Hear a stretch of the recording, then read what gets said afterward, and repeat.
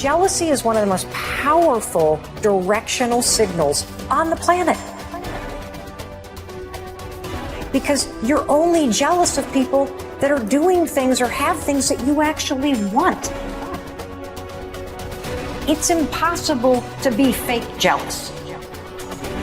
Whatever you're jealous of is hitting something deeply personal. Fucking pay attention to it. Instead of stewing in it, go, oh, flip it. How could I take those things that I'm really now really inspired by and take action and go get them in my life?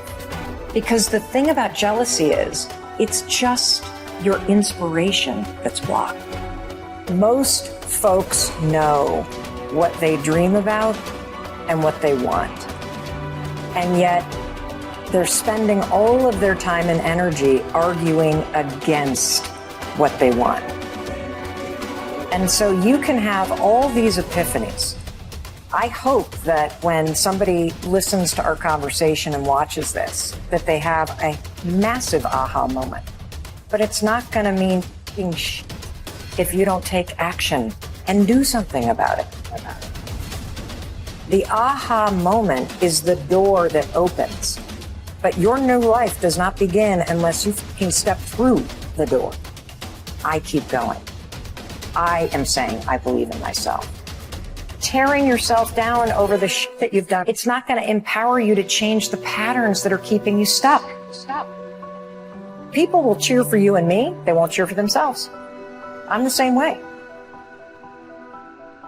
The point of the story is it's so easy to see what somebody else should do. It's so easy to cheer for somebody else. We all do that, right? We cheer for our favorite sports teams. We follow our favorite influencers and authors. We plan birthday parties for our friends. We take on extra work from our colleagues. We support everyone around us. We do not know how to do it for ourselves.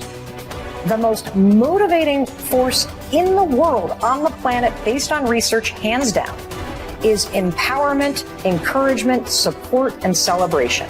And for our entire lives, we have outsourced that to somebody else.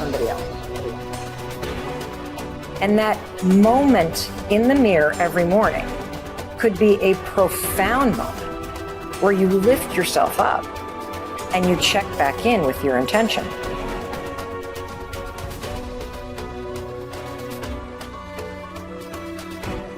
What I've discovered that is heartbreaking is the average person cannot celebrate themselves. I'm going to ask everybody who's watching this to tomorrow morning stand in front of the mirror. We're going to unpack this whole thing and try to high five yourself. You can't raise your hand to your own reflection without now grounding yourself in the moment. Instead of going, I got this, let's go, and high-fiving yourself to step forward, most of us go, I don't know if I'm worth it. I don't know if right now is the right time to do this. I don't think I'm good enough. I failed so many times I can't go through that door. And that's the problem I want to attack right now. That there is somewhere in your life that you know what you want. You can feel it pulling you. And you are actively arguing against it. You're bringing yourself down. You're beating yourself out. And so this Uber driver, I get into the car and we start driving, and I'm on the phone as we're driving, and I'm having a conversation with somebody about this daytime talk show that I launched, which was a dream with Sony Pictures Television, and then was promptly fired after season 1. It was a huge fucking failure because we didn't make it to season 2. Huge failure in real world terms. Right. Massive success when it comes to the timeline of my life. And so I'm talking to this person about the talk show. I hang up the phone and this Uber driver comes alive. He's like, oh my gosh, I can't believe you're in my cab. And I'm like, why? And he says, because I want to talk to you about something. I think you can help me. And I'm like, great, how can I help you? And he says, I have a dream of being a Oscar-winning actor and creating opportunities for other Black and Latino men to do the same in acting. And I'm like, freaking fantastic. What the f*** are you doing in Dallas? Right? You know, the guy's 25. And so I go, you know, the game is in New York and LA. I mean, sure, you can act, you can write stuff, you can be here in Dallas, but why are you not in LA? Why are you not in New York? And he's like, you're right. I need to move to LA. I'm like, why not?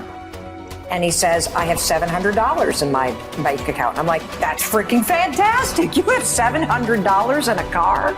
Dude, drop me off and get driving. What are you waiting for? And so we have this whole conversation, and I write about it in this book, where I am actively arguing for his dream, and he is actively arguing against his dream. And what is so sad is throughout this conversation, Tom, he's like, you're right, $700 could get me there. You're right, I am only 25. You're right, if I keep thinking about what I want to be doing, I'm not only going to drive in circles, my whole life is going to spin in circles as I think about what I want and I don't do shit about it. And then you are going to find yourself not at 25, but at 45 or 65, and you're going to be so filled with regret that you never fucking put a bet on yourself. And so this conversation ends with him declaring that he's going to go to California and me giving him a bunch of tools that I talk about in this book. The point of the story is it's so easy to see what somebody else should do. It's so easy to cheer for somebody else. We do not know how to do it for ourselves.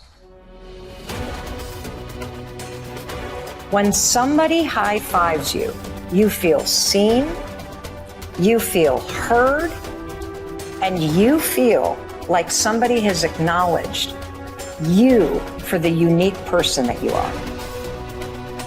One of the biggest objections that people had to standing in front of the mirror, take a moment, look at yourself, and then raise your hand, is people said over and over and over again, I haven't done anything worthy of high-fiving.